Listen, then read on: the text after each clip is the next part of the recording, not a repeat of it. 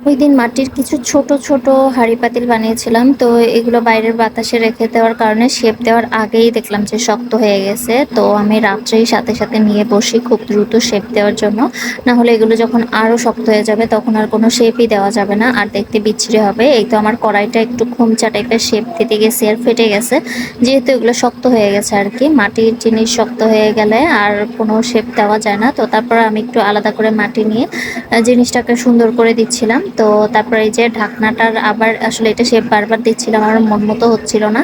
এদিকে চুলার উপরে আর কি পাতিলটা বসিয়ে দেখতেছিলাম যে সব দিকে ঠিক আছে নাকি। তারপর হচ্ছে আমার যেহেতু চামচ জাতীয় জিনিস বা নাড়ার মতো জিনিস নেই, তাই আমি একটা চামচের মতো বানিয়ে নিলাম যাতে করে আমি খাবার টাবার নাড়তে পারি। এরকম আরো 4-5টা বিভিন্ন ডিজাইনের বানানোর ইচ্ছা আছে।